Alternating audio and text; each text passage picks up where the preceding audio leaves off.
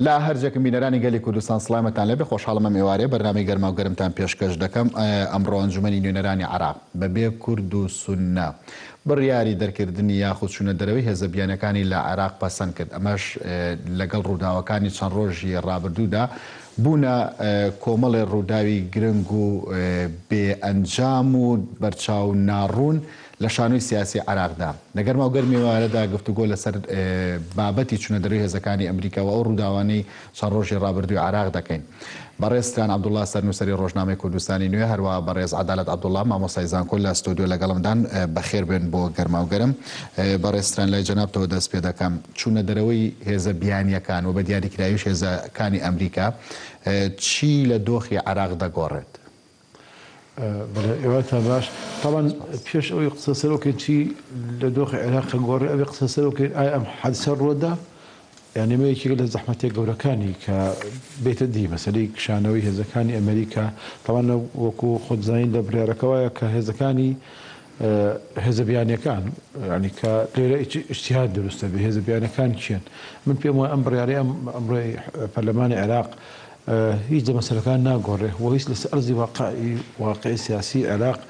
ناگۆڕێ و ئەو دیمەنەی کە عێراق ئێستا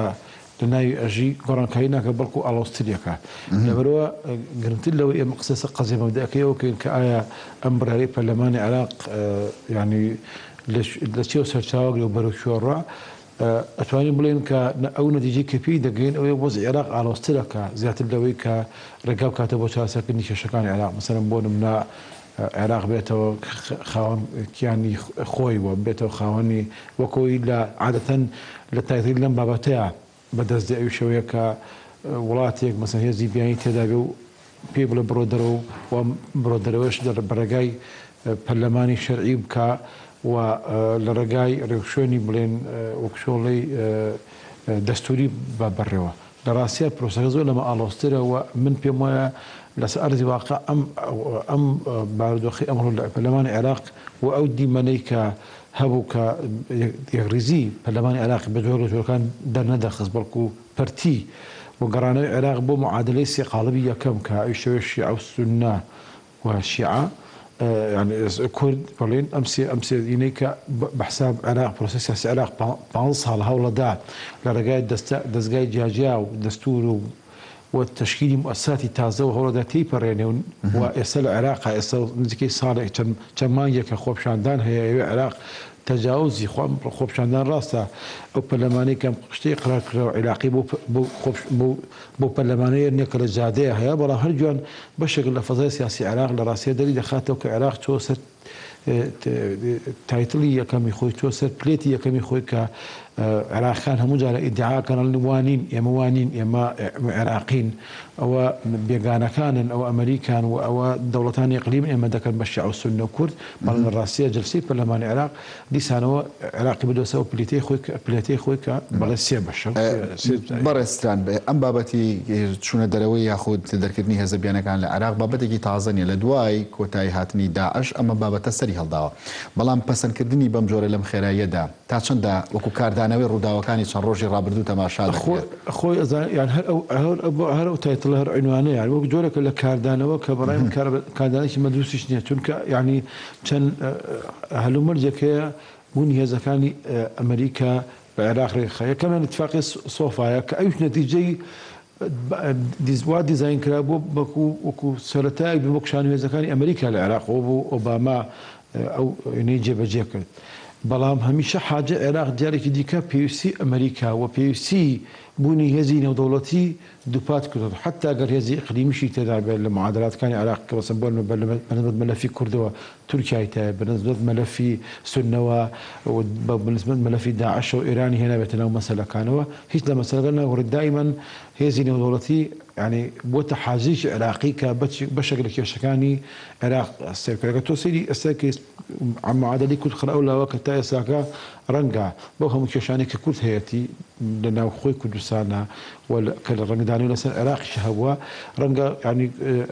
ینی تۆڵی جبهەی سیاسی کورد بە یەک سیرەیان بە یەک کاروانی ڕێڕەوهێنایەتی بەڵام کە تۆ سەیرێکی سونە مەسەلەن بۆ نمونە خۆی لە چەند ساڵی ڕابردووە سونە بەوە ناسراو بوون کە بەرامبەرەکی لەگەڵ ئەمریکاکەن و هێزی جیاجای لە مقاومە لە نێوان کەوان دووکەوان تا شەڕی هێزەکانی ئەمریکا تاوەکو ئەوەی کە ئەم دژواری لە منطقەی غەربی بەرەوە ڕۆی کە قاعیدە دروست بوو بەرەوە ڕۆی کە داعش دروست بوو بەو حاڵەشەوە و ئێستاکە ینی سونەکان دێنە دەرەوە لە معادلەی پێویستی بەپەلە چوونە دەروی هێزەکانی ئەمریکا بە نیشانەوەی کە دیسان دەڵێن ببوورە عێراق ئەچێتە پلێتەکەی خۆی کە هەموو جارێ دەیە حاشای لێ بکە جارێش سونەش حاشای لێکە جارێشی حاشای لێکە ئەوەی کە حاشای لێ نەکردووە کە عێراق تەنەوەیەک تێدا کووردا بەڵام لە ڕاستی ئەمڕۆ پەرلەمانی عێراق ینی ئەم بەریەکەوتنەی کە ئەم ناڕوشنەی هەڵوێستی لایەنە سیاسەکانی عێراق دەری خست کە ئەوەی لە شارە عێراقی بەرای دروستکرد هەوڵدان بۆ دروستکردی ناسنامەیەکی عێراقی ینی لە شوێنێکە ڕاوەستا و ڕاست نییە و ئەوەی کە لە فترەیەکی لە حەزێکی حەریجی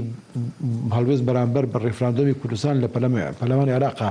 کرا ئەوش دەری خست وان نییە ئەمی ئەمڕۆ ڕوویدا بۆ هەموو دژواری و بۆ هەموو شپرزەیی کە پێوە دیارە عێراق خستەوە پلێتەکەی خۆی کە سێ لایەنە بە ئاڕاستی جیاجیاوە. زۆر باشە بەڕێز عەدالەت بابەتە بنەڕەتیەکە ئەوەیە کە بەڕێستران یەک دێڕی لەسەر وت ئەوش ئایا هێزەکانی ئەمریکا چنە دەرەوە یان نا بەتایبەت ئەم پەرلەمان و حکوومەتەی کە ئێستا لە عێراقدا کار دەکات دەرەنجامی پرۆسی ئازادی عێراق کە ئەمریکا سەرپەرشتی کردووە بابەتە بنەڕەتیەکە ئەوەیە کە ئەم هێزانە ئەڕۆنە دەرەوە یان نا لە ڕووی عملیەوە جارێ ڕوونیە کە تا چەند ئەتوانرێ ئەم بڕیاری ئەمڕۆی پەرلەمانی عێراق جێبەجێ بکرێ باسی جانبە تەطبیقیەکەیەکەین چونکە تەنانەت لە نەسی ئەو فەقرەی کە باس لە مەسلەی نهێشتنی هێزی بیانیە کا لەسەر خاچی عێراق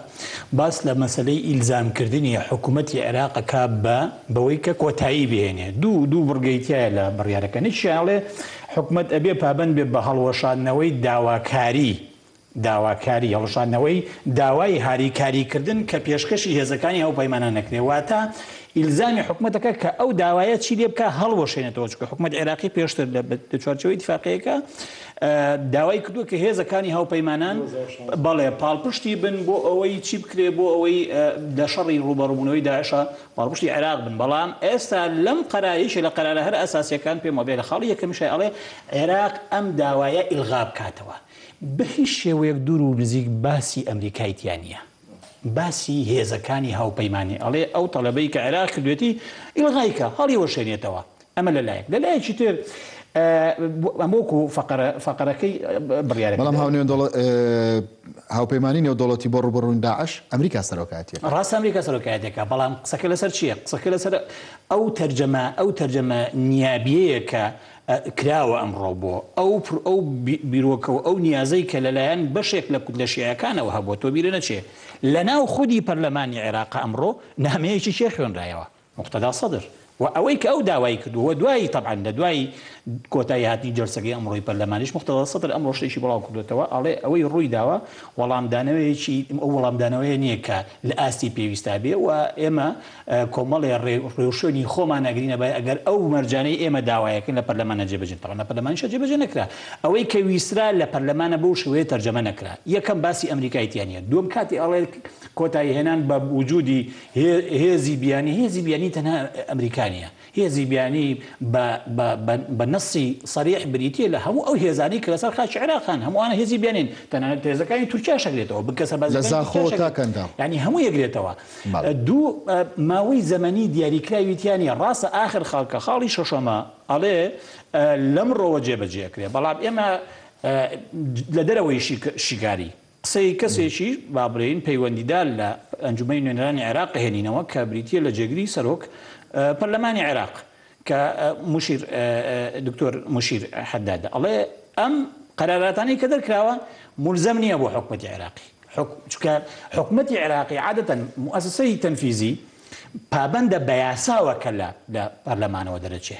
نەک بە بڕیارەوە ئللا لە حاڵاتێکە ئەو بڕیارە لەلایەن حکوومەتی عێراقیشەوە چی بکرێت تەبەنی بکرێت طبعاً خۆی یاریەکی ئاشکرا ئەمڕۆ باشکرا هەستمان بە یاریەکی گەورەی لە نێوان هەردوو مؤسسەی جێبەجێکردن و یاسادانانە لە عێراق کە پەرلەمانی عێراق و حکوومەتە عادل عەبدولمەهدی کە ئازانێ دۆخەکە زۆر ئاڵۆزە هەوڵیدا تۆپەکە بخاتەوە گۆڕەپانی پەرلەمان بەڵام پەرلەمان چی کرد دووبارە هەوڵیدا گۆڕەپانی حکوومەت ئیلزامەکە بەوەی وابکە حکوومەت ئەبێ کۆتایی بەوە بێنە حکوومەت يعني هەموو ئەرکەکانی سەنوقسە و سەرشانی حکوومەت بە دیوە واقعەکە ئەمریکا خۆی ئەچێتە ژێرباری ئەو پابندکردنەوە ئەگەر ئەم گلێ و گازەندە ئەم شێوازی بەڕێوەچوونی پرۆسەیە بخەینە لاوە ئەمریکا خۆی کە 5,000 کوژراویاوە لە عێراق زیاتر لە 3 تریلیۆن دۆلاری بۆ پرۆسی ئازادی عێراق خەرج کردووە هەروە بە سادەی و بە ساینایی ئەوە عێراق بەجێ دەهێڵێ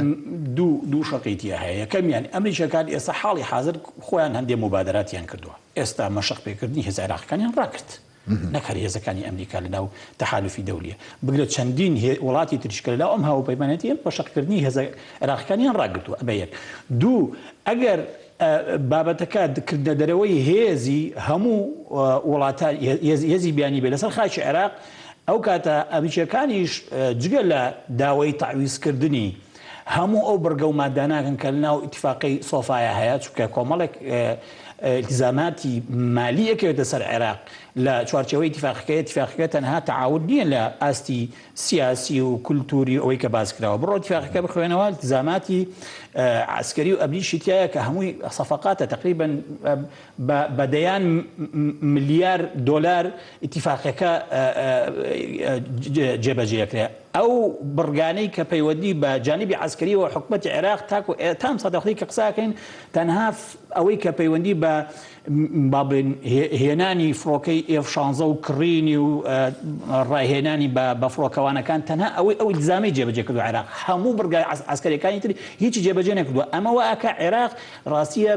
بکوێ دەژێر باری قەرزێکی هێزگار گەورەوە کە لە حاڵی حاضر نازانرێت چۆن حتا ئەمڕۆ ئێمە کاتە جومان لە قسەکانی عادل عەبدولمەهدی بوو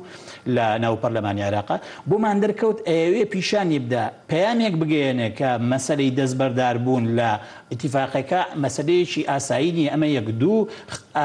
مەودای زەمەنی بۆ جێبەجێکردنی 1 ساڵی تەواوە ئەمە جگەلەوەی ئێمە تاکو ئێستا نازانین ئایا عادل عەبدولمەهدی ئەچێ کە خۆی حکوومەتی تەصیف ئەعمالە کاربڕێکەرە ئەچێتە ژێر باری ئەوەی کە ڕاستەوخۆ لەلایەن حکوومەتی عێراقیەوە چونکە اتفاقەکە دوو لایەنەیە ئەبێ لایەک نامەیەک بنێرێک یان داوایەک بۆ تەرەفی دووەم بنێرێ و پێی بڵێ کە ئێمە ئەو اتفاقەیە هەڵەوە شێنینەوە و ئەمەش جێبەجێکردنەکەی کەوتەکەی کە دوای ساڵێک لە دوای ساڵێک ئەبێ جێبەجێ بکرێ ئایا ئەمریکیەکان ئەچنە ژێرباری ئەمە کەوتە سەر جانبی مەیدانی جێبەجێکردنی قەرارەکە پرسیارە لە تۆ بکرێ و پرسیارە ئەمریکا چۆتە ژێر ئەو حاڵەتەوە پابەندە بێ پێوە ئەو بڕیارە جێبەجێ دەکەن یەکێک لە فەقەرەکانی بڕیارەکانی ئەمڕۆی پەرلەمان ئەمریکیەکان زۆر لەگەڵیایەن ئەویش حەسڕکردنی چەک لە دەستی دەوڵەتە ئەمە بەمانەی کۆتاییهێنانە بە میلیشیات لەسەر خاکی عێراق ئەگەر تەرجەمەی حرفی ئەم فەقەرەیە بکرێ لە بڕیارەکەیە کە ئەڵێ ئەبێ چەک تەنها لە دەستی حکوومەتی عێراقیا بێ ئەمە بەمانەی کۆتاییهێنانە بە ظاهیرەی میلیشیات و ڕەنگە ئەمریکیەکان ئەمەیان پێخۆش بێ ئەگەر میلیشیا لەسەر خاکی عێراق نەبێ معنای وایە نفوزی ئەو هێزەی کە لەگەڵیایە لە ململانەیە کە بریتیە لە کۆماری ئیسلامی ئێران نفوزی ئەم هێزە کەمەکە حکوومەتی عێراق ئەو هێزەی هەیە ئەو توانایی هەیە ئەو بڕیە جێبەجێ بکات کە هێز لە دەستی دەوڵەتا بێت و لای گروپ و میلیشیا و خەڵک نەبێت ئەمە پرسیارێکی جەوهریە حکوومەتی عێراق ئەو حکوومەتە نییە یعنی کێشەکە ئەوەیە حکوومەتی عێراق چیە ئێمە ظاهیرەیەک لە حەقلی سیاسەتە ئێستا زۆر باسەکرێ و لە ئەدەبیاتی سیاسی باسێکرێ شتێکێ پێوتێت دەوڵەت لەناو دەوڵەت یان ئەوەی کە بە عیبارەتێکی علمی پێوتێ دەوڵەتی قوڵ الدولة العميقة لعراق تحكم بمؤسسات دولتها كايستا كومالك كساياتي وكومالك هزي ديالي كراولا بشتي دولتها دولة او دامو دزغاكاني بريو بنو ارستي كان لم يعني تو تماشى بك تو شلون سنجب بديت امره بمكاني عادل عبدولمهدي لنا برلمانيشا باشكرا ديارك توصيه كراولا كوابله بەڵام بێگومان لە ئاخر لەحزەیە کە تۆ بە شێوەیەکی شامل تەماشایەکەی سەرەکەی تەرجەمەکردنەکەی لە ناو پەرلەمانە بەو شێوەیە نییە کە هێزە کوتلە شیعەکان داوایان کرد بە دەلیلی ئەوەی مۆتەمەرێکی ڕۆژنامەنووسیان بەس لە دوای کۆبوونەوەکەی پەرلەمان و هاتنە دەرەوە ڕیزیان بەس و باسی کۆمەڵە بابەتیانە کرد کە لە ڕاستیە دوور و نزیک لە قەرارەکانی پەرلەمانە نییە مەسەلەی داخستنی باڵیۆزخانی ئەمریکا لە بەغا بیشێک بناو قەرارەکە پەرلەمانە زۆر باشە بەڕێستران بەشداری نەکردنی کورد و سونە چۆن دەخوێنیتەوە هەر ئەو بابەتە پلێتیە کە چەند جارێک ئاماژەت پێدا لە قسەکانی خۆتا کە عراقە چێتە سەر ئەو پلێتەی خۆی یاخود کورد و سونە خۆیان لەو بابەتانە بە دوور دەگرن کە بەشێکە لە ماڵی شیعە هەنی بۆ نمونە سەیری خۆپیشاندانەکانی چەند مانگی ڕابردووکەی کورد و سونە خۆیان نەکردو بە خاوەنی ئەم بابەتانە خۆی کورد و سونە پێکەوە ینی بەژایە نەکرد بەڵام لە دوو کەسی جیاوازیان واتە لە دوو دەرگای جیاوازەوە چوونە دەرەوە بابرێن بەمانای لەمانەکان یەکەم سونە ینی نانێ بەشێک بن لەو ئیشکالەتی کە ئێستا شیعە ینی لە ڕاستی ئێستا شیعە وەکو شیعەیەکی ئیقلیمی لەگەڵ ئەو مەلەفە تەعاملەکە بۆیە ینی ئەوان نانێ بەشێک لەو کێشە و بەتایبەتی ئێستا حزورێکی مقابل بە حزوری شیعی ئیقلیمی حزورێکی ئیقلیمی شیعە هێشتا حزورێکی عەرەبی سونی نییە کە تەوازنی ئەو شتە ڕابگرێتەوە بۆیە بەڕای من شیعە سونە لەسەر ئەو بنچینی هاتنە دەرەوەی ئەم معادلەیە و ڕەنگە بەشێکی بۆ بگەڕێتەوە کە بڵێن ینی ئێوە کاتی زەوتان لێبێ هەستا حەزی لێ بکەن بە جێشی ئەمریکی و بە جێشی بیانۆڵم بڕۆ دەرەوە بەڵام ئەو کاتێک کە ئێمە نێوان دوو کەوانەدا چەند ساڵێک مقاومەمان کرد و بەرەنگاری بووین و واوە ئەو شتانە کەچی ینی لەگەڵمانان نەبوون ئەگەر ملاحەزە بکەن کاکەین ساڵی 2008 عینەن حکوومەتی کە حکوومەت تەشکیلەکرا شیعەکان نفسی ڕایان هەبوو کە سونەکان نفسی ڕایان هەبوو ئەو سونەیە کە شەڕی ئەمریکاکە لەسەر خاکی عێراقا کاتە سەر مەسەلەی جددی کە هێزەکانی ئەمریکا بچێت دەرەوە لە عێراق ملیان بۆ مەلەفە نەدا لەو کاتەیە شعر عینێکیان تەرح کرد پرۆژێکیان تەرح کرد کە ناینا پرۆژێ وەکو جۆرێک لە عقدێکی ئیجتیماعی هەبێ ینی هاوشان لەسەر گەڵکشانەوەی ئەمریکا مەوزوعێکیان تەرح کرد کە ئەویشەوەیە مصالحەیەکی وەتانی واتە عیلاقەی شیعە و سونە تەنزیم بکرێتەوە بەو جۆرە نەبێت کە شیعە کۆنتڕۆلی عێراق بکات لەبەر ئەو بنچی لەسەر ئەو ئەساسە هەر دیسانەوە سونە هاتنە سەروی کە بکشێنە دەرەوە بەنسبەت کورد من پێم وایە کورد يعني بزورك لزوركان أيوة لم لحظة صمت بدنجي هالبجير لو موقفي رد بدل إقليمي كهيا لسا أو بنسيني من بيمايات كلها تدرب مثلا ونيا كنايا برين لقر الشيعيات لا تحالف يقبيا ياخذ لقر السنة بلا تحالف اكتراب بلكم بيمايل هربشك لو موقفي كرد كأيوة جارب زين منظري دي ماني ملاني بشو أجا وعراق خوي برو تي بروسيس سياسي أرى أم هلو مرجع إسرائيل العراق هيا هلو مرجع بناء إنه كان دستوري نيا هلو مرجع كعراق بين دولة العراق والدولة المدنية كي كهم تواني خبات مع بوكدو بيمان وابو ل 2005 دروس كراوة أما أوشتنيا يعني محيطك إقليمي محيطك صراعك دولتي لسألة العراق هي كود نلقازاتي بشك بلو إن أشتوانا بشك بلو إنا وإن أشتوانا بشك بلو كينو بينا بتعبتي كمسيري يعني وزي كردستان كين يعني وزي فاكتدي كردية كين أو هي زي جراينا ما كبتواني هري إقليم باب الروا لبروا يعني بوشي بدقواني للدوري خود دروس كراوة السنجني ما بلي قسكاني بيشوا ما جد بودا الناس ما بي الناس دب او جبهيان دروز نكردو السنه كانش تشاوردك كانت دروز تبيت شو اساس الرقم ما ويشتر كردبته بشكل جبهه مثل السنه عرب بلا يعني كمثلا بولنا السعوديه امارات خليج امانه هنا كان به رنقص السنه كان نتوان وكو جاران بشكل بالله محيطي السنه تركي مثلا لبري ايش كشيء لقى الملف العراقيه بلا حرق حسب كان براقتني بالانس العراق سني عالمي عربي بتشتا يعني بتبالبشتك بوان بالبشتك بو عراقي دستوري وعراقي ديمقراطي بو عراقي كيس خوب شاندانك لبروا يعني ملفي ويكسن راس ودي سندرا كرد الشعب كرد السنه بيكو تشنا دروا باش داير انك لينك بلام لدو خواسي جواز يعني كردويه كل راسيه لما مرحله هرب بتونته هرب بو تعادل الاشكالات واني مبادره بكونات وانشتي الجوله جيب كاتوركا يعني لا تنصاير رابردو هندك باردوخ لكردستان الرويدا كسكرداتي التقليديه كمان يعني بلين كايتوين دوري قرن بيجي الاسيا عراقه وەکو جاران نەماوە و ئەو کێشانی کە دوای ڕفراندۆش دروست بووە ینی فاکتەری کوردی عاملی کوردی لە عێراقا تەنیا لە سوارچەوەی دەنگەکانی ناو پەرلەمانە حەسە کردو جاران کوردەنگی هەبوو سەنگیشیا بوو ئێستا سەنگەکە تۆزێ پاشەکشەی کردووە لەبەرەوە زۆر ڕەنگە شتێکی باش بێ مغامەری گەورە نەکا کورد بەڕێستران ئانی بڕیارێکی لەو جۆرە بۆچی نەتوانرا کۆدەنگێکی سیاسیش دانیلانی کەم لەسەری دروست بکرێت لەسەر ئاسی عێراق ئەم حکوومەتێکی ئێستا هەیە کورد و سونەشتیا بەشدارە بڕیارێکی لەم جۆرە عنی ناکرا کۆدەنگێکی ئاوا من پێم وایە ینی شیعە کورد و سونە دوایان بکەون نایە حتا شەریکیشیان کە لە نێوان کەوانەدا لە سەروەریکردنیەوەی کە هێزەکانی ئەمریکا بکەنە دەرەوە ئەیانەیە کورد و مەبەستیانە کورد و سونە دوایان کەون بۆ ئەوەی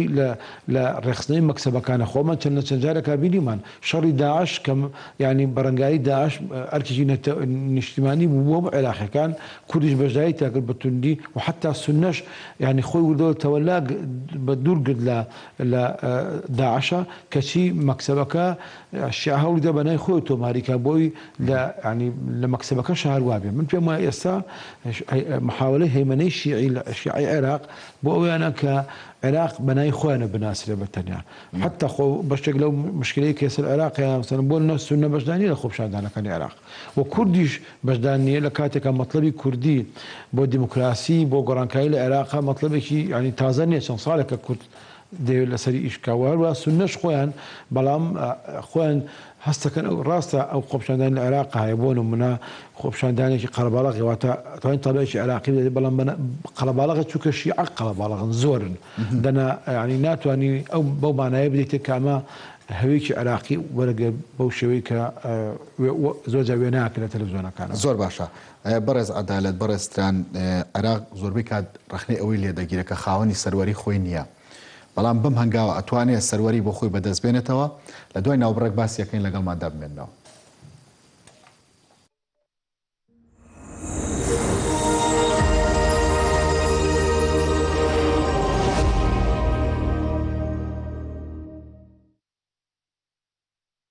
ئۆفرێکی ناوازە لە قەیوان سیتیەوە ئێستا لە قەیوان سیتی ببە بە خاوەنی شوقەیەکی کۆڵەتی بەرز و سەردەمیانە پەلە بکە و سوودمەند بە لە ئۆفەری کڕینی شوقە بە قیستی 6 ساڵ ڕوبەری شوقەکان 180 مەتر دووجایە پێکهاتووە لە 3 ژووری نووسن ژووری میوان و نان خواردن 2 مشتەمەلات گەنجینە مەطباخ 3 باڵکۆن کە بەسەر دیمەنی جوانی شاری سلێمانی داڕوان باڵەخانەکانی قەیوان سیتی سیستمی ئاگرکوژانەوە و غاز و سەتەلایتی مرکزی تێدایە و 2 ئاسانسۆر بۆ هەر باڵەخانەیەک دانراوە و تێیدا ڕەچاوی بەرزترین کاریگەریەکانی بۆ مەلەرزەکراوە تەواوی باڵەخانەکان بە مەبەستی پاراستن لە سەرماوگەرما بە کەرەستەی گونجاو ڕووپۆشکراوە ئەم دەرفەتە لە دەستخۆت مەدە و لە قەیوان سیتی بە پێشێکێکی گونجاو و بە قیستی درێژخایەن ببە بە خاوەنی شوقەیەکی هاوچەرە.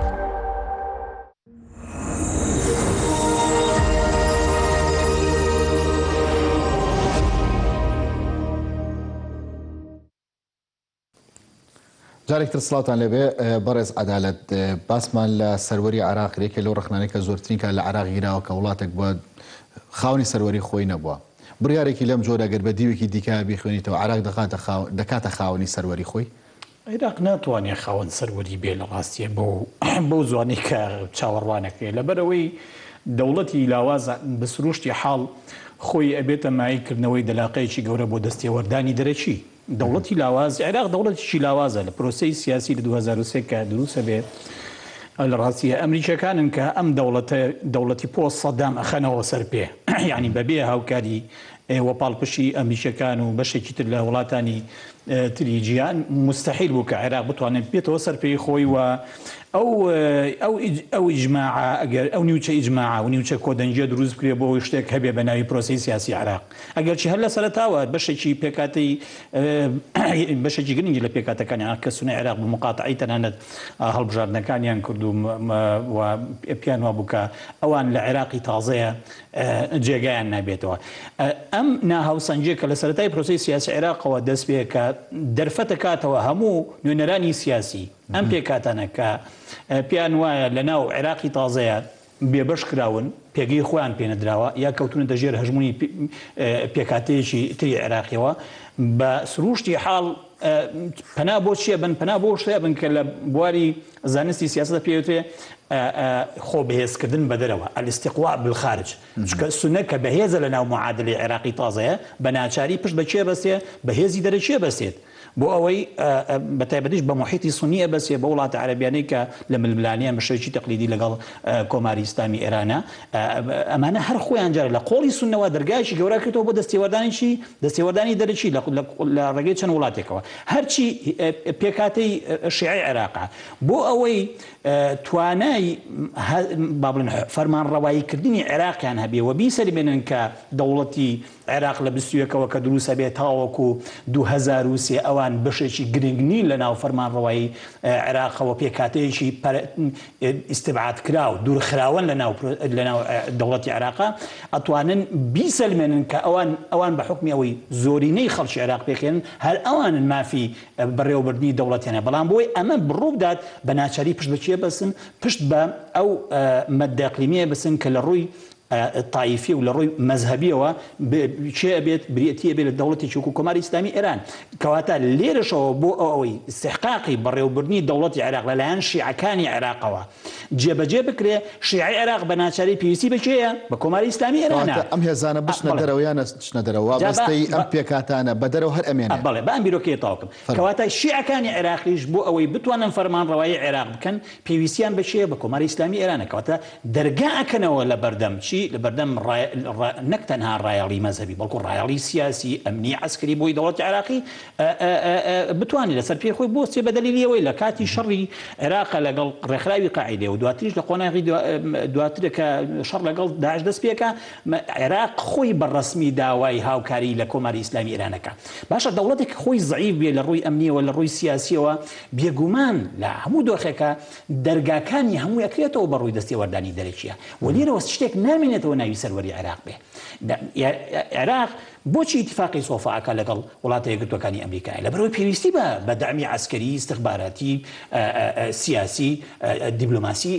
ئەمریکا وڵاتانی ڕۆژئاوایە و بۆچی داواکە لە ئێرانەکان ڕۆڵیان هەبێت لە ڕوبەڕووبوونەوەی داعشە لەبەرەوەی دەوڵەتێکی لاوازە دیسانەوە پێویستی بە هاوکاری دەوڵەتێکی هێزێکی ناوچەیی گەورەی وەکو ئێران هەیە کەواتە لاوازی دەوڵەتی عێراقەوە ئەکا کە سەروەری عێراق پێشێل بکرێ بۆیە ئێستاش کۆتایی هێنان بە ڕۆڵی ئەمریکیەکان لەسەر خاشی عێراق و کۆتایی هێنان بە ڕۆڵی ئێرانیەکان یان هەر هێزێکی تر کە لە هێزی ئیقلیمی پرۆسێکی ئاسان نییە ڕەنگە لە ڕووی مەبدەئیەوە بۆ ئەوەی عەرەبی بڵێ بۆ مائلوەج هەندێک قەرارات دەربکرێ هەندێک هەڵوێست وەربگرێ هەندێک هێز بە ناوی ناسنامەی عێراقی و وەحدەتی عێراق و سەروەری عێراقەوە کۆبڵێک شیعارات و کۆبڵێک پەیامی هەبێ بەڵام لە ڕووی عەمەلیەوە زۆر زەحمەت چکە ئەم دەوڵەتەی کە پێوترێ عێراق و پرۆسی سیاسی عێراق لە ڕاستیە توانای مانەوەی نییە بەبێ و نەشی بووە بەبێ پاڵپشتی هەم ئەمریکیەکان هەم ئێرانیەکان لە یەک کاتە ئێستا کێشە عێراق لە چیایە لەوەیەکە ئەم دوو هێزە سەرەکیە کە عێراقیان ڕسەر پێ ڕاگرتووە هەردووچیان ململانیان و هەردووشیان ئەیانەوێت تەواوی هێزە سیاسەکانی عێراق خۆیان ساخکەنەوە ئەکەونە چ بەرەیەکەوە کەونە بەرەی ئێرانیەکانەوە یاکەونە بەرەی ئەمریکیەکانەوە ئەمڕۆ لە تەجروبەی قەرارەکانی ئەمڕۆی پەرلەمانی عێراقە دەرکەوت کە سەرەتایدا بەژبوونێکی تازە دەستی پێکردەوەی کە کاک ستان ئاماژە پێکرد چوونەوە سەر پلێت عێراق چووەوە سەر قۆناغی گەیشتەوە چوارگۆشەی یەکەم کە دابەژبوونێتی لە ڕووی تایفی و نەتەوەییەوە سونە شیعە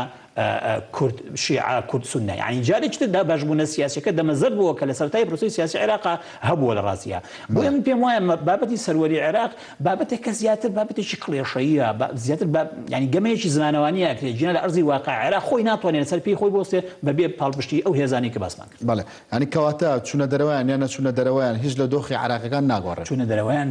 مەسەلەی چوونە دەرەوەیان پێشە شتێک کۆمەڵێک بربەرەکانی واتە کۆمەڵێک تەحەدیات بۆ دەوڵەتی عێراق و مانەوەی دەوڵەتی عێراق دروستەکە. يعني ئێستا خۆ عادل عەبدولمەهدی بە حکمی ئەوەی کە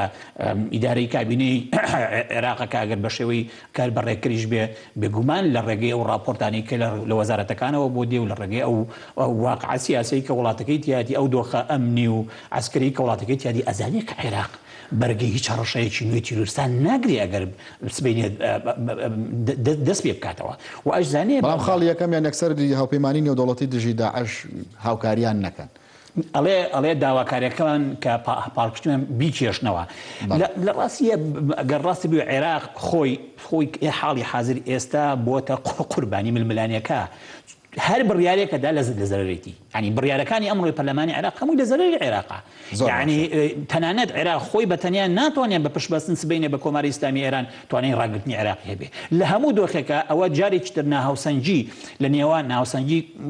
سیۆسیۆلۆژی ینی لە ڕووی کۆمەڵگەیەوە ناهاوسەنجی لە ناو کۆمەڵگەی عێراقی جارێکی تر لە حەقلی سیاست و ناو دەوڵەتە سەر هەڵەداتەوە ئەمەش وایە بەشێک لەوانەی کە ئێستا لە سونەکانی عێراق و ئێمە وەک کورد لە ناو عملی سیاسی کە بەشدارین لە دەوڵەتی عێراقیە جارێکی تر ئەکەوینەوە بەر هەڕەشە بۆیە ئەو ئیجماعی کە تەنانەت شیعەکانیش پێویستیان پێ بۆی دەوڵەتی عێراقی استمرارەتی هەبێ ئەو ئیجماعیش کۆتایی پێدی ڕاستی زۆر باشە بەڕێستان جگە لە سەرنووسەری ڕۆژنامەی کوردستانی و ئەندامی ئەنجومەنی گشتی سەرکردایەتی یەکێتی نیشتیمانی کوردستان و سەرنووسەری یەکێک لە دەستگای ڕاگەاندنە دیارەکانی هەم کوردستان و هەم ناوچەکەشن یەکێتی نیشتیمانی کوردستان چۆن دەڕوانێتە ئەم ڕووداوانەی کە ئێستا لە عێراقدا هەن و بە تایبەت ئەم ڕووداوی کە ئەمڕۆ ڕوویدا کە ئەم بڕیارە جێبەجێکرا کورد نەچۆ ناو کۆبوونی ئەنجومەنی نوێنەرانەوە و کۆمەڵی ڕووداوی دیکە هەن لە چەند ڕۆژی ڕابردووە ڕوویان داوە حکوومەتێکی تەصریف ئەعمال هەیە خۆپیشاردان بەردەوامە لە کۆی ئەمانە یەکێتی نیشتیمانی کوردستان یەکێکە لە کارکتەرە سەرەکیەکان لە پێکێنانی حکوومەتی عێراقی لە 2023 تا ئێستا خۆ من پێم وایە یەکێتی نیشتیمانی کوردستان بەم شێوەی لە مۆزوع دەکاتەوە کە قەزای مەبدەئیەکانی عێراقی لەسەر دروست کراوەتەوە کە عێراقی دەستوری فدرالی و ئەو ڕگرەبەستەی کە لەنێوان عێراقیان هەیە چونکە ئێستا ئەم ڕاستە وەکو باسمان کە عێراق چۆسە پلێتی یەکەمی کە شیعە و سوننە و هینا بەڵام ئەم پلێتە لە سەدەمی سەدام حوسێن بنەوەیش کە ئیدارە دەکرا ینی کە باسی مەکە و کۆتای پێدا ینی ئەوە بەدێ بخات سەری کۆتای پێدا لە دوای ئەوەوە لە چوارچێوەی عێراقی اتحادی فدرالی ڕێکخراوە حتا بە کێشەی ناوچە بڵێن کێشە لە سەرەکانیشەوە نەخشارەکەیەک دانرابوو ئەم عێراقە فیدرالی ئەم شتەی کە بریتە لە ملانەی کورد و شیعە و سوننە ینی شوێنێکە بۆی بگەڕێتەوە حەکەمێکە بوو کە دەستور و ڕێشوێنەکانی دەستور بوو کە لەمە ڕەنگەداوە لە دابشکردنی ئەرکەکانە دابشکردنی ئیشەکانی حکوومەتە لە دابشکردنی پۆستەکانە لە هەموو ئەو عملە سیاسی کە 500 لە ڕابردوو عێراق بە هەموو کۆمەڵگەکانیەوە بەخۆی بینوێتی ئەم مۆزەی ئێستاکە هەیە ئەم ملانەیەوە خۆی شتۆتەوە بەڵام لەوە ناچێت ئەگەر زۆر بخایانە ئەم غیتەئە و چۆن غیتایەکی جەوی بێ ئەم غیتەئە دەستوریە بمێنێتەوە بۆ شێوەی ئیدارەداری ملانی نێوان ینی سێ پێکاتە سەرەکی عێراق ئەگەر ئەمە نەمێنێ عێراق ڕوولەکووەکە عێراق ڕوولەوەکە کە سیناریۆی سووریا دووبارە بێتەوە ینی خوانەکەران کاوە کاتی تر لەوە دەرەچێکە موقفی نابێت تەنە موقفی یەکێتی نیشتیمانی کوردستان موقفی سەلیم و ڕاستی کورد خۆی و بزنەوەی سیاسی کوردستان لەم پرۆسەیە چیە بێت تاکیدکردنەوە سەر قەزای مەبدەئیەکانە قەزای مەبدەئیەکان بۆ کورد زۆر گرنگن لەم هەلومەرجەی کە وەکوشان شەڵەژان دژواری تێدایە چونکە ئەگەر قەزای مەبدەئیەکان هەبووە حتا عێراقی خۆشی پەناین بۆ شتان نابێت مەسەلا ئەو بابەتانی کە کاک عەداڵی باسی کرد مەسەڵەن بۆ نمونە عێراق لە چی کاتێکە بران لە کشانەوەی هێزێکی دەرەکیەدا لەناو عملی سیاسی عێراق ئەو کاتە ئەم وڵاتە لەسەر پێی خۆی وەستا بێت کە ینی پێویستی بە فیشێکی چروک نەبێت پێویستی بە خۆبەتاڵکردنەوە نەبێت لە بەردەم بەڵام قەزای مەبدەئیەکان لە عێراقدا ساڵانێکی زۆرە ونن نانا بەعکسەوە کاکی ئەم قەزای مەبدەئیانە بۆ شیعەش باشە بۆ لەبەرەوەی دەستبەرداری بوونە بۆ شیعە باشە بەڵام بۆ سەرکردانەی شیعە باش نەکە ئیجازە بدە من لەبەر ینی شیعەکان چونکە ینی دەستبەردار بوومان زین بەهۆی زۆرینەی خۆیانەوە توان ئەم ئەرکە سەرخەن بەبێەوەی یارمەتی کوردیان پێویست بێ بەبێ یارمەتی سونیان پێویست بەبێ یارمەتی محیتی ئیقلیمی و نێودەوڵەتیشیان پێویست بێ خۆ کورد مەسەڵەن بۆ نمونە لەو کاتەی بەشێک لە غیتای جەویە محیتی نێودەوڵەتی قبوڵە کرد کە ئەمریکا وێزەکانی تری بوو کەس بەقەدەر کورد و کەس بەس قەدەر سیاسی جەنابی ئیمام جەلال مەسەڵەن حرمەتی محیط ئەقلیمەکەی نەدەگرت کە دەوری ئێرانە دەوری تورکیا دەوری وڵاتانی دراوسەیە دەوری محیتی سونەیە کە حزوری لە فترەی لە فەدرالەکان محیتی سونە بە هیچ شێوەیەک حزوری نەبوو لەناو مەسەڵەن بۆ نە سەفارەتەکانی سعودیا و قەتەر و ئیمارات و ئەوان لە عێراق نەبوون بەو حاڵەشەوە سیاسی کوردستانی تاکید لەسەر کرد کە ئەمانەش ئەبێ وجودێکیان نەبێت چونکە قەزەی عێراق بەتایبەتی کاینە قەزەیەکی ئیقلیمی و نێودەوڵەتیە چونکاتە ئەم دەوڵەتە لە پێی خۆی دەوەسێتەوە بۆیە تاکیدکردنەوە بەعکسەوە من پێم وایە شیعەکان چونکە ئەو قەزەی مەبدەئیان ڕەچاو نەدەکرد تووشی دوو حاڵەت هاتوون یەکەم نەیانتوانی دەوڵەتی خۆیان دەوڵەتەکە بن بەڕێوە ئێستا هەر هەیمەنەیەکی شیعی هەیە بەڵام ئەو دەوڵەت دڵخوازی خۆیان نیش نییە کە یعنی دڵیان پێخۆش بڵێن وەتە بەدەلیلەوەی تا ئێستا و خەڵکی جنوبی عێراق و خەڵکی بەغدا و شیعان لەناو عێراقا ینی نوێک لە ناوخۆکی ناوخۆی دروست بۆ ناو بەیتی شیعی کە وەکو جاران نییە بتوان هەموو شتێک تێپەڕێن بە ئاسانی بەسەلاسی ئەوە تۆ سەیری مەکەبڕە لە پەرلەمانی عێراق هەندێک شت تێپەڕێنراوە ئەوە تێپەڕێنراوە ئەوە بەرهەمی ئەو ئینتیخاباتەیە کە بوو کە تێدا جمهوری عراقی و جمهوری شیعی عراقیش حضورێکی بەهێزی نەبوو چکە مخاتایی بەناوەکان انتخاباتەکان کرابوو و ئەوەی ئێستاکە ئێستا شیعەکان لەسەر شەقام دەیکەن ئەوە دەنگێکی کەپکراوی جارانی شیعی سەر هەڵداتەوە جا بەڕای من پێم وایە قەزای مەبدەیەکان بۆ هەموو بۆ هێزە بە قوتەکانیش گرنگن کە تاکید لێ بکەنەوە چجای بۆ کورد کە ناو معادل عێراقی بۆی تەنیا حسابی دەنگی لەگەڵ نەکرێ زۆر گرنگە سەنگی لەسەر حساب بکرێت ئەو سەنگە بە قەزای مەبدەیەکانەوە عێراقی دیموکراتی فیدرالی عێراقی نەتەنیا بۆ کورد باشە خۆگەر کورد ڕەنگە حەزی لە شتی کەبێت بەڵام عێراقێکی دیموکراتی فیدرالی بە نەخشەڕێگای ناوچە دابراوەکانیشەوە ینی لە ڕاستی بۆ شیعەکان و بۆ سونەش باشن نابێت سەیری وەکو شیعەت تووشی ئەو کێشەیە بوون وا سەیری مۆزۆیان کردویان زانی لە غەلەبەی خۆیان واتە هەیمەنەی خۆیان کافیە بۆ بەڕێوەبردنی دەوڵەتی عێراق ئێستا واقعی سیاسی عێراق شتێکیان پێ دەڵێ بۆ واقعی سیاسی عێراق پێیان دەڵێ شیعەت دوو بەشە و ناو عێراق مەبدەیەکە ئەی با بەڕێوەیە یاخود واقعە سیاسیەکە ئەو واقعە سیاسیە تاڵە بۆ ئەوی حەلی بکەی دەگرێتەوە بە قەزی مەبدەیەکان لە ڕاستی ئەمە مۆزۆیەکی مۆرالی نییە بە تەنیا ینی گەڕانە بۆ قەزی مەبدەیەکان ینی داوای بانگەوازێکی مەسیحیان نییە بانگەوازێکی واقعی عێراقا کە بۆ ئەم بنەمانەی کە عێراقی لەسەر دروست کرایەوە کە عێراقی دیموکراتی فیدرال بێ کە ئەتوانێت تەوازنی ینی هێزە ینی دەسەڵات داباشەکە لە عێراق لە نێوان کورد و شیعە و سونە لە نێوان محافەزاتەکان و ئەقلیمەکان لە نێوان بڵێن حکوومەتی اتحادی حکوومەتەکان لێوان پەرلەمان و بڵێن بۆ نەدەستگاکانی دیکەی وڵات حتا سەخۆ ئەمڕۆ پەرلەمانی عێراق کە بڕێ هەندێک ئەو بڕیاری کەدا گەڕاندێ بۆ حکوومەت گەڕاندێ بۆ پەرلەمان ئەمە بەشێکی دیمەنەکەیە بەشەکەی تری دیمەنەکە ئەوەی کە ئەم سێپێکاتە لە ئیدارەدانی وەزعی عێراق ڕەچاو نەکرێ ینی زۆر زەحمەتە بێگومان عێراق ئەتوانێت بێتە وڵاتی دیموکراسی بەبێ ئەو پێکاتانەش بەڵام دوای ئەوەی کە ویستی ئەو پێکاتانە تێر دەکرێت کە تێر نەکراوە تا قەزەی مەسەلەکانی کورد حەل نەکراوە مەسەلەکانی مشارەکەی سونە لە عێراقا حەل نەکراوە بێگومان لەگەڵی شام مەشاکلەکە قەزەی کە بریتێ لە دڵنیایی شیعە لە عێراقا ئەوش حەل نەکراوە قەزای مەبدەیەکان کە باسی کرد دەستور فیدرالی ئەرکەکان تەوافقی سیاسی دۆخی دروست دەبێت لە عێراق ئەمانە مەترسیان لەسەر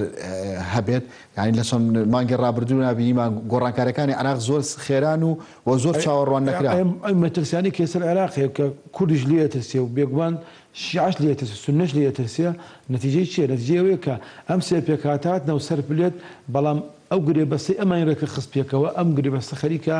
یعنی دەخێتە ژێر لێوە خێتە ژێر پێی ڕووداوە مەسەر بۆ منە تەخویرکردن بۆ منە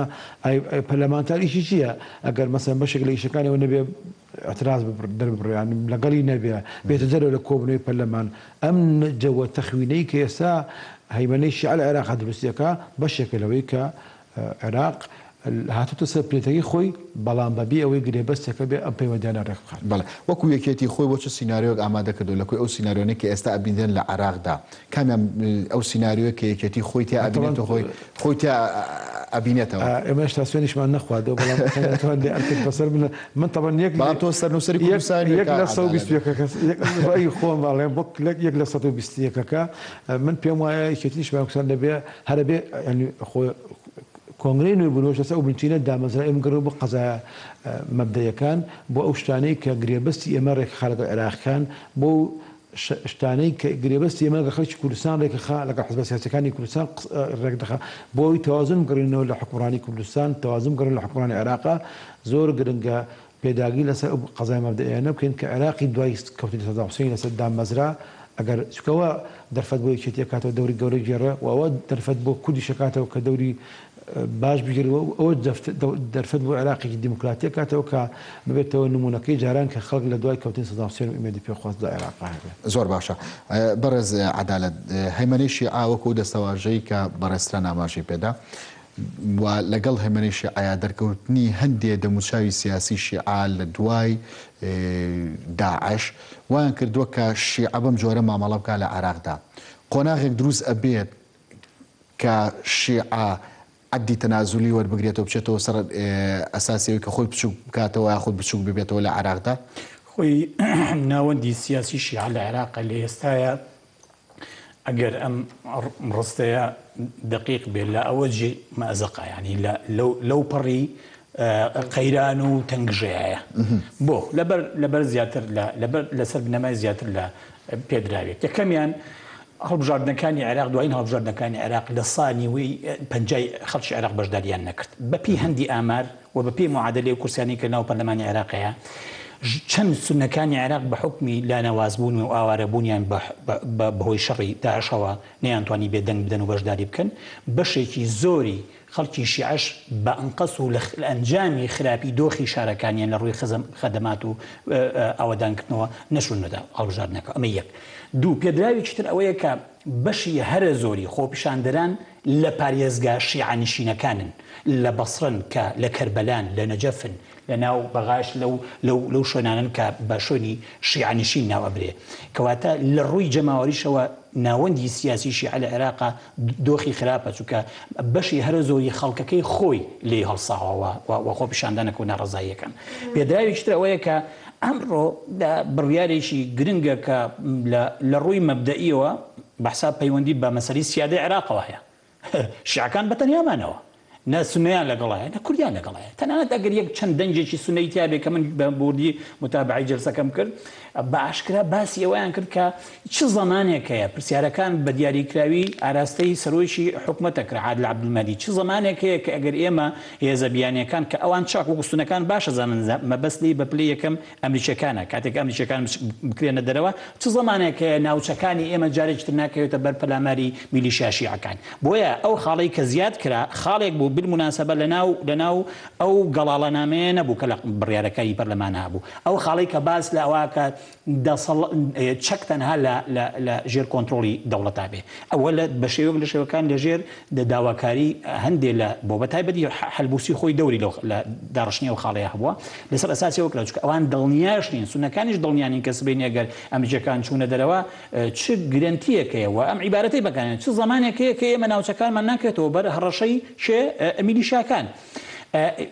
میلیشیاکان لە حکوومەت بەقوترێکن ئێستا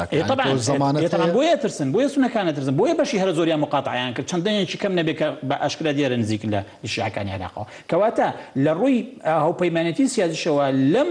لە بڕیارەکانی ئەمڕۆیە هاوپەیمانێتی کورد و سونەکانیان لەدەستدا ڕاستە هەڵوێستی سونە لە ڕوانگەیەکەوەیەوە هەڵوێستی کوردیش لە ڕوانگەیەکی ترەوەیە لە تەحسیل حاصلە یەک ئەگرنەوە لە بەرامبەر ئەم بابەتەیە ئەژینە پێودانجی ئەوان جیاوازە سونەکان بۆچی پیان خۆش نییە کە ئەو ئەجندایە سەرکەوێکە ئەجندای کردنە دەرەوەی ئەمریکیەکانە لەبەرەوە نیاوان ئەمریکیەکانیان خۆش لەبەر لە بنەڕەتدا پیان وایە نە ئەمریکیەکان و نە ئێرانیەکانیش هیچ فەزڵێکیان بەسەر سونەی عێراقەوە نییە لە کاتێکە منتەڵقی ئێمە وەکو کورد ڕێک بەعکسەوە ئەم بابەتە پێچەوانە بێتەوە لە ناوماڵی شیعەکانە شیعە بچووگەکاتەوە شیعە لە مەئزەقایە ناوەندی سیاسی شیعە لە مەئزەقایەوە پێشم وایە هۆکارێک لە هۆکارەکانی ئیبرازکردنی ئەم کێشەی ئەم ململانەی کە ئێستا لە نێوان ئەمریکا و ئێرانە هەیە بۆ داپۆشینی ئەو فشارە گەورەیە کە لە شەقامی عێراقیەوە لەسەر وەسەتی حکومڕانی لە عێراقی کە شیعە خۆیەتی بەڵام ئەو ڕستەیە تاوکەم کورد ڕوانگەی جیاوازە کاتێک ئەمڕۆ مقاتعی ئەنجومەنی نوێنەرانەکە بۆ ئەم بڕیارانە کورد بە پێچەوانەی سونەوە پێی وایە هەم ئەمریکیەکان هەم ئێرانیەکان ئەگەر لە هەندێک کاتە زیانی سیاسیان بۆ بێ لە هەندی هەلومەرجی ترە جەدوای سیاسیان بۆیە بووە فەزلیان بەسەر کوردەوە هەیە ئەمریکیەکان لە ڕێک چوارچەوەی تحالفێکی دەولیە ڕۆڵی هەبوو لە پاراستنی کوردستان بە هەمان شێوە ئێرانیەکانش ڕۆڵیان هەبوو ئەگەر عێراق چوێتەوە سەر پلێتە بنەڕەتەکەی کە بەڕێستان ناوی لێنا خۆ کوردیش ترسی هەیە لە سوپای عێراق بێگومان یعنی خۆ قسەکە لەسەرەوەیە ئەسڵەن دەوڵەتی عێراق دەوڵەتێکی مؤسساتی نییە تۆ تەماشای تەنانەت لایەنی ڕەمزی مؤسساتی دەوڵەتی عێراقی بکە لە ڕووی مؤسسەی عەسکەری تەماشا بکە